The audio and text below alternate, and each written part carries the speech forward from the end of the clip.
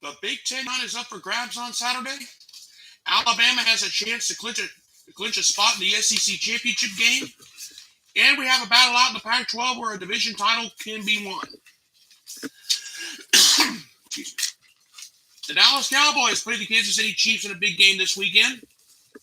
The Raiders and the Bengals have a battle of 2, 5, and 4 teams. And then the best part about it is on Sunday Night Football, the Steelers face the Chargers. I will have that today, and I want to talk about the Bryce Harper MVP mess, right? And we will start with that, and we will start the show right after this.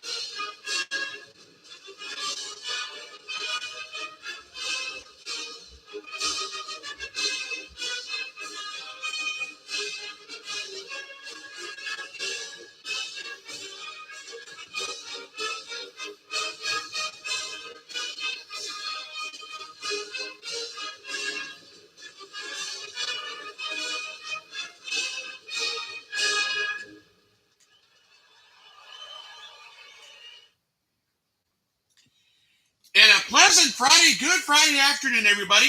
It is now time for the Scott Manning YouTube Sports Weekend Kickoff Show. Like I said at the top of the show, we got a lot to talk about. I'm going to go ahead and get to that. I started it out with Ohio State, and that's how we're going to start the show on this Friday. Saturday at 12 noon, we got the big one. Number 7 Michigan State faces number 4 Ohio State. What's at stake? It's very simple.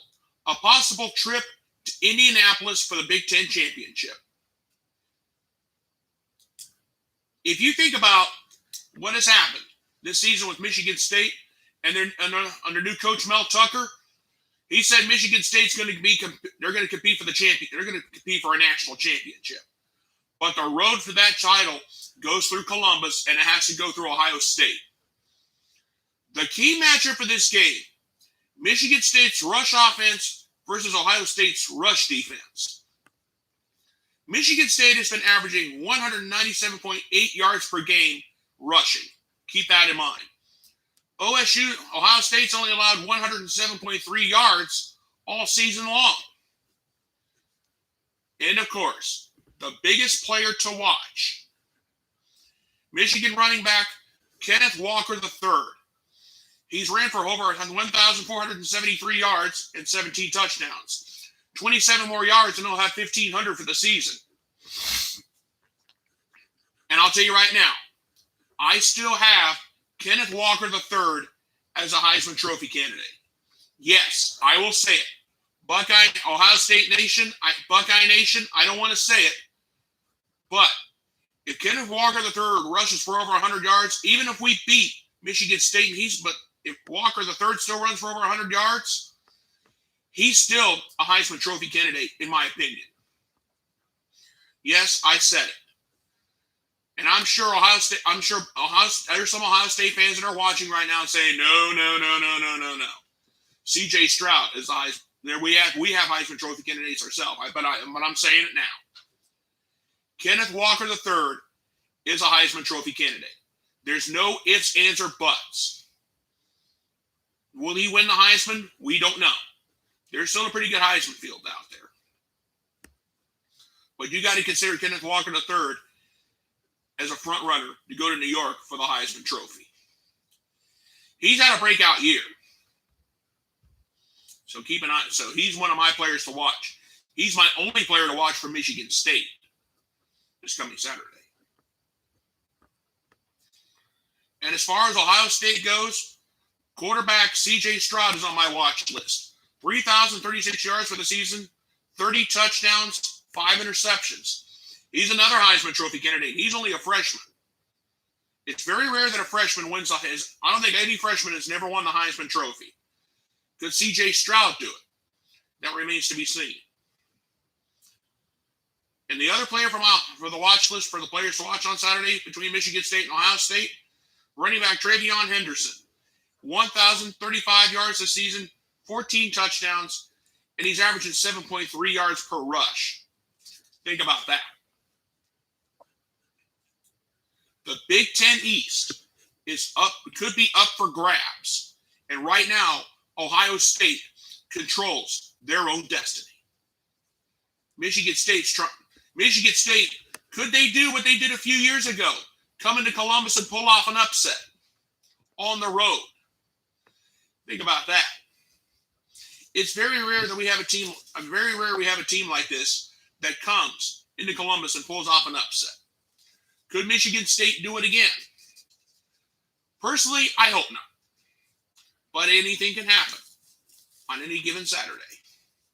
And it usually does. The Big Ten East is up for grabs. Could be up for grabs this coming Saturday.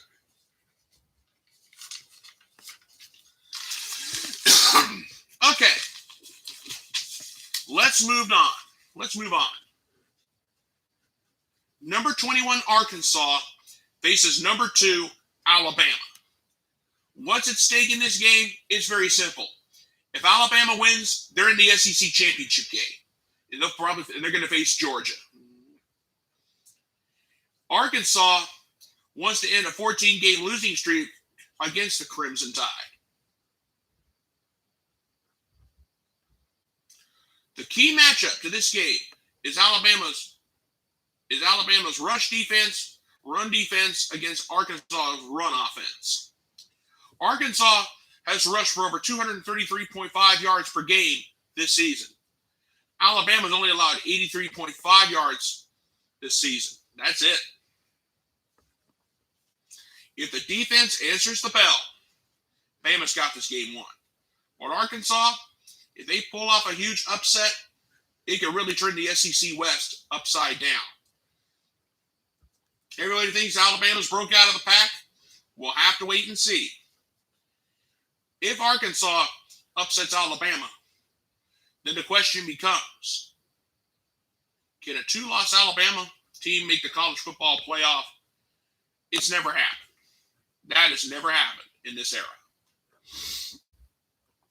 And I bet you won't either. The players to watch in this game for Arkansas, quarterback KJ Jefferson. He has 1,990 yards passing this season. He only needs 10 more yards for 2,000 for the season. 17 touchdowns and only 3 interceptions. And of course, Jefferson's buddy and wide receiver, Traylon Burks.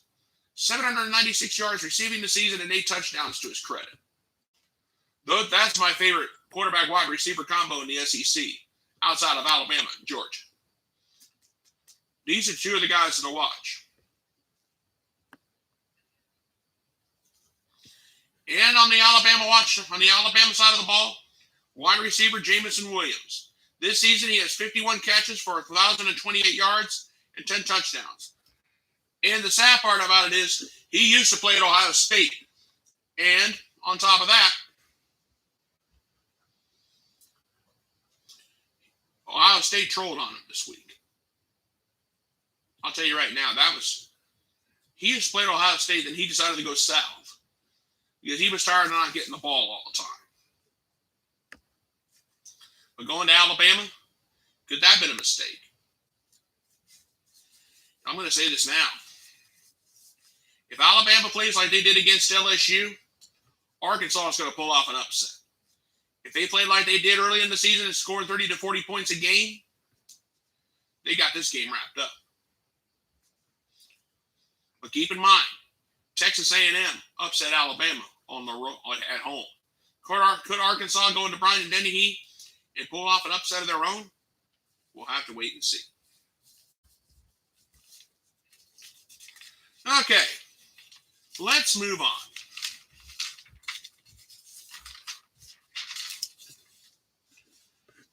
Number 3 Oregon versus number 23 Utah.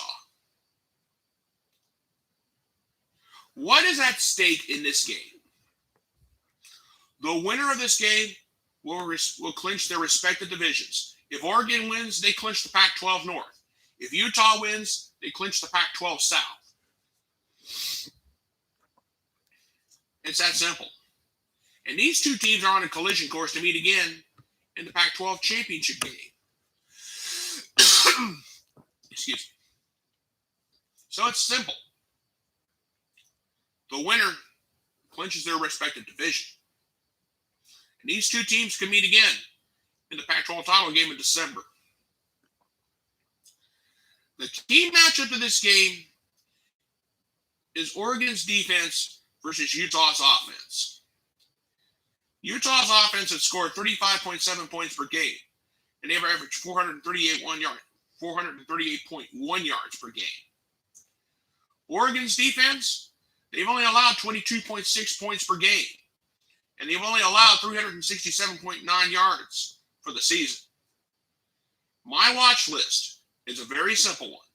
For Oregon, Kevion Theodore, 34 total tackles this season, 24 solo, 6 sacks, 3 forced fumbles. There's an Outland Trophy winner right there. And running back Travis Dye. He's rushed for 908 yards this season, 12 touchdowns, and he's been averaging 6 yards per rush. That's something to think about. And for Utah, the player to watch is Cameron Rising. 1,752 yards, 14 touchdowns, and 2 interceptions on the season. And, of course, the running back, Tavion Thomas. 742 yards and 14 touchdowns.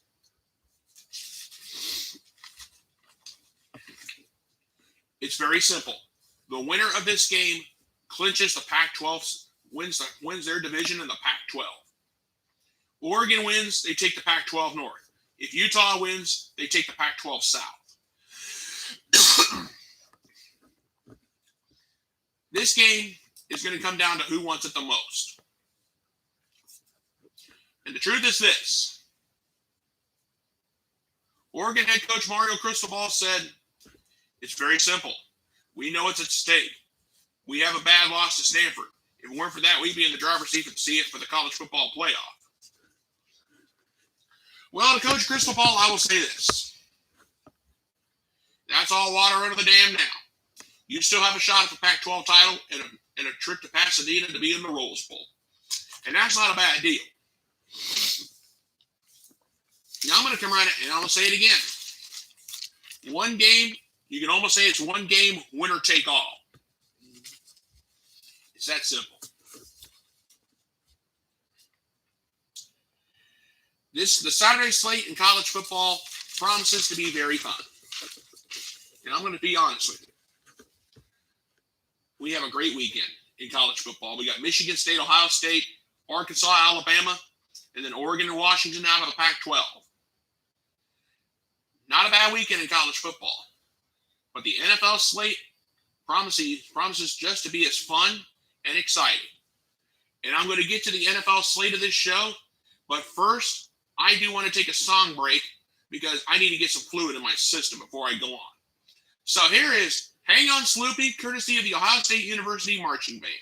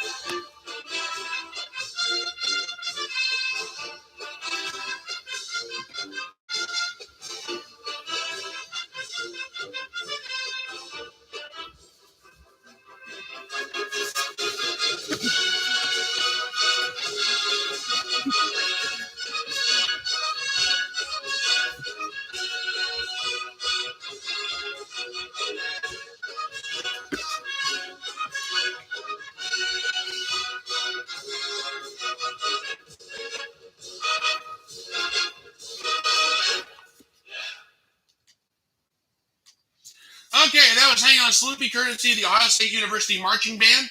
And what a way to take us out of the college football version of this show. Now, let's move on. The NFL slate this Sunday promises to be a good one. We started out by talking about the Dallas Cowboys versus the Kansas City Chiefs. In this game, a great offense is going to be on display, but it's not going to be the Chiefs. It's going to be the Dallas Cowboys. Head coach Mike McCarthy has already said, you're going to see some wonderful things coming from our quarterback, Dak Prescott. And he's right. Dak Prescott this season, 2,341 yards passing, 20 touchdowns, and only 5 interceptions on the season. But this game is at Arrowhead on a Sunday afternoon. Andy Reid, the Kansas City head coach, Andy Reid has already said, if we can get our offensive woes in check, if we can correct some things, we can beat Dallas in our home stadium. Patrick Mahomes so far, he's thrown for almost 3,000 yards. He does have 25 touchdowns, but 10 interceptions. That's the problem that he's had. Have the early season offensive woes by the Kansas City Chiefs, have those actually been fixed? We'll have to wait and see on that one. But the truth of the matter is, this promises to be a great game. And this is a 4:25 game on Fox. This is America's game of the week.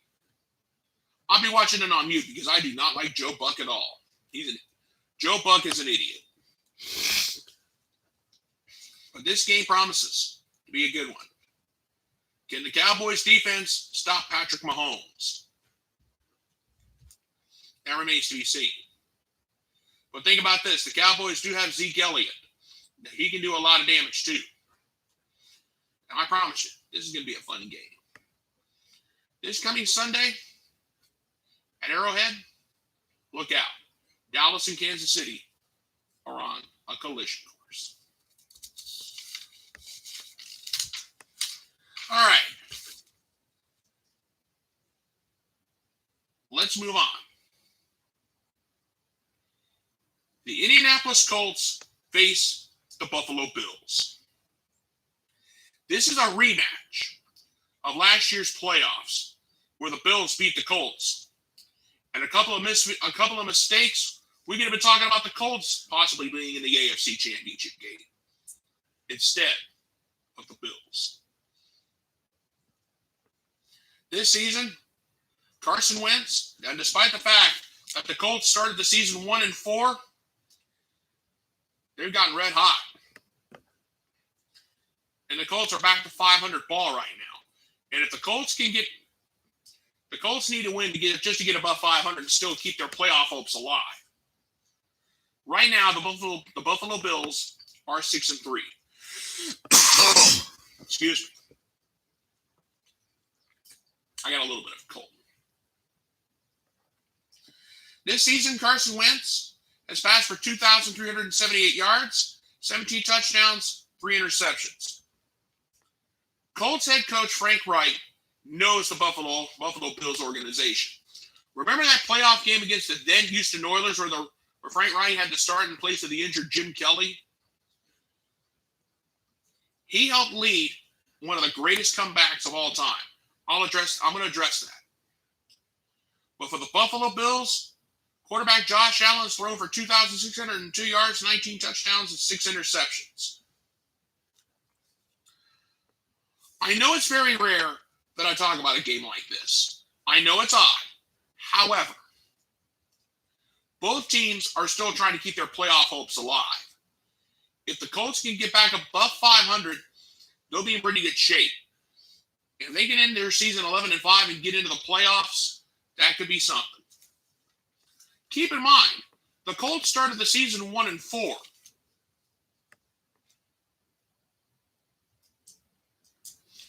Here's the deal. The Bills have some history, or at least Frank Reich has. And head coach and Buffalo Bills coach Sean McDermott knows it. Now, Frank Reich, what is so special about him? Go back to the '92 playoffs. That wild card weekend against the then Houston Oilers. And think about what Frank Reich did. Going into the half at Old Rich Stadium, the Bills were down 35-3 at the half. Then all of a sudden, Frank Reich started slowly bringing it back. And the Bills came back and beat the then Oilers, 41-38. Frank Wright was the quarterback. He started in place of the injured Jim Kelly. And that was a legendary comeback that had everybody talking. Now, we probably won't see anything like that this weekend. But there is some history between Colts head coach Frank Wright and the Buffalo Bills organization. Sean McDermott, head coach of the Buffalo Bills, is aware of that. The Colts need a win just to get back above 500, to have a shot to keep their playoff hopes alive. The Buffalo Bills, on the other hand, they're trying to stay ahead in the AFC East, which has all of a sudden become competitive again because of the New England Patriots. It's not Tom Brady that's leading the Patriots comeback. It's Mac Jones that's maybe leading the Patriots comeback. The Bills have a lot to play for, too. They're trying to stay ahead in the AFC East. And the Colts, I'll say it again, they need to get back above 500 just to keep their playoff hopes alive. They're in the hunt. I hope they can stay that way. All right, let's move on. The Cincinnati Bengals face the Las Vegas Raiders in Sin City itself. And what happens in Vegas this weekend between the Raiders and the Bengals ain't going to stay in Vegas. I can tell you that. Both teams are 5-4. And both teams are tied in their respective divisions. They're both in division battles right now. The Bengals in the AFC North, they're in a division fight for their lives right now. The Las Vegas Raiders, they're still trying to get back up ahead in the AFC West. Bengals head coach Zach Taylor realizes that we got to win just to be in really good shape for the playoffs. Raiders interim head coach Rich Fiasca has already said, this is a must-win for us. If we want to get back into contention for the AFC West, and we also want to try to get back into contention for the playoffs right now. Las Vegas quarterback Derek Carr made this comment. He said, bring on the Bengals. Bring them on. We know it's at stake. And he's also passed for 2,826 yards this season, 15 touchdowns, and 8 interceptions. That is something to keep in mind going into this game. Bengals head coach Joe Burrow has already said, we're back above 500. We're in a division battle right now. If we can beat the Raiders and we can get some help, we may be back in the playoff. We can get back into the playoff hunt. So far, Joe Burrow's passed for 2,497 yards, 20 touchdowns, and 11 interceptions. That's your quarterback matchup right there. But keep in mind, Burrow's got his buddy Jamar Chase from LSU, and he's also got his buddy Joe Mixon. As for the Las Vegas Raiders, it's been a crazy month. First, they lose their former head coach, John Gruden, due to inappropriate emails. And then they had to cut two prominent players because one was brandishing a gun and the other one was being charged with a fatal DUI. It's been a crazy month for Las Vegas, and not in a good way. But this game promises to be a great battle all the way to the end. All right, let's move on. The Sunday night game on NBC. The Pittsburgh Steelers face the Los Angeles Chargers on NBC Sunday Night Football. Pittsburgh head coach Mike Tomlin said, that tie between us and the Lions may have hurt us a little bit. Will it hurt us in the end? We don't know. But we got to move on. We got to get ready for the Chargers at home. Chargers head coach Brandon Staley has already said, we're in the middle of a battle here in the AFC West. The battle for the division is not over yet. But here's the $64,000 question that everybody has. Will Ben Roethlisberger play? Roethlisberger had a pretty good week. Roethlisberger, last week he missed because of COVID-19. If Roethlisberger would have played against the Lions, we would not have this tie situation, and that half game could not be as important. But that's all history. But it couldn't come back on. We don't know. Mason Rudolph could start. If he does get the start, he'll be facing Justin Herbert. Justin Herbert's passed for 2,545 yards this season, 19 touchdowns and 7 interceptions. But here's the next $64,000 question. And this one contains the LA Chargers.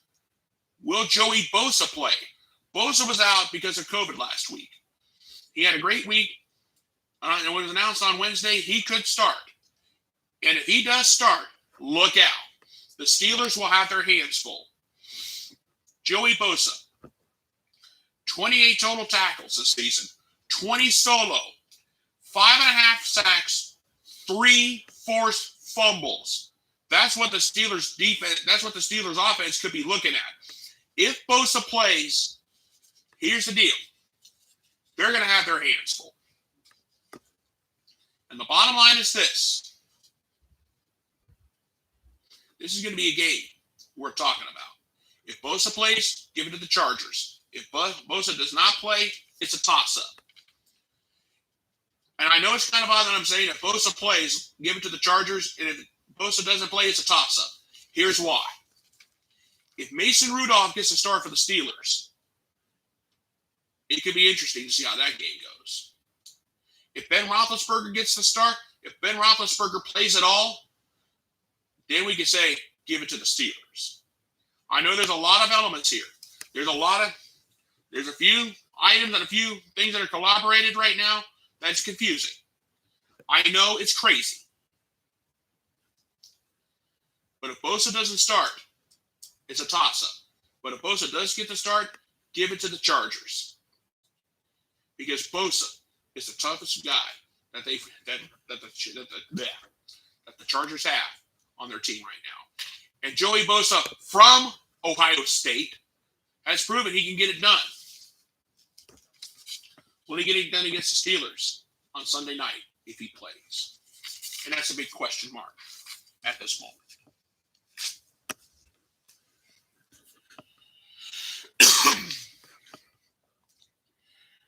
And now, ladies and gentlemen, it is now time for my closing thoughts. I'm going to leave the world of football for just a minute. I'm going to close the show and talk about Major League Baseball for just a minute. As all of you know by now, Bryce Harper of the Philadelphia Phillies won the National League MVP. And I've got a few problems with that. Here's why. Bryce Harper didn't even make it to the Phillies didn't even make it into the playoffs. They blew it. The Phillies blew it down the stretch. And everybody else was worried about Bryce Harper winning MVP. They should have been worried about Bryce Harper and the Phillies getting into the postseason. There are two guys. There's a few other people that I could think of who are more worthy than this goof. One of them, Fernando Tatis Jr. Despite his injuries down the stretch with the Padres, he could have won an NL MVP. How about Austin Riley of the Atlanta Braves? Riley was there when Ronald Acuna Jr. got hurt. He stepped up. What about Jorge Soler? He could have won NL MVP. I like to know who the heck is behind this. Because whoever came up with this idea of Riley, of actually Bryce Harper, win an NL MVP, they dropped the ball big time. I am not going to lie to you. And right now, I am not very happy with the NL MVP race. I'm not happy with their choices for NL MVP. I really am not. Shintani Artari of the LA Angels, he won the American League MVP. I'll address that another time. But whoever came up with the idea of Bryce Harper being named a National League MVP, they need their heads examined. There are guys that are more worthy of it. I would have to say Austin Riley, Freddie Freeman, Jorge Soler of the Atlanta Braves. The Braves won the World Series for crying out loud. And the Phillies, they didn't even make it to the postseason. You got to be kidding. I just had to rant for a second because it's crazy. I've never seen. I don't know who came up with the idea of the MVP vote, but I'll tell you one thing: Bryce Harper did not have my vote. He didn't have my vote then. He does not have my vote now. And there's more guys that are more worthy to have the American National League MVP than Bryce Harper. I'm sorry, but I'm not gonna lie. I'm sorry, but I cannot support this at all. And that's all I have to say on this day. Okay, folks, I'm going to go ahead and get on out of here. I want to thank you guys so much for being with me here on this Friday. I just want to let you know before I go, mark this down. Next Thursday at 11 a.m., I am going to do a very special edition of the Scott Manning YouTube Sports Weekend Kickoff Show because we have NFL games on a Thursday on this Thanksgiving. And also, too, I will be doing an NFL Thursday night Thanksgiving wrap-up. And there will be no show next Friday. And also, too, please join me this Sunday. I'll be sending a message out, and I'll share this information with you guys on my Facebook page. So this way you won't have to worry about it. But mark this down. This coming Thursday at 11 a.m., I'm going to be doing a special edition of the Scott Manning YouTube Sports Weekend Kickoff Show. And I will also have a special NFL wrap-up post-game show on Thursday evening after all the NFL action is done. And also, too, I'll be doing my usual Sunday night wrap-up. And I'll send a Facebook message out to let you guys know what I'm doing for next week. I want to thank you guys so much for being with me here on this Friday. Please subscribe to my YouTube channel. My name is Scott Manning. All you have to do is type my name, scroll down, look for this pretty face, click subscribe, and you'll see all the sports videos I've done so far. I want to thank you guys so much for being with me here on this Friday. You guys have a fantastic day. Thank you so much for being with me, and God bless. Goodbye, everybody, and I thank you.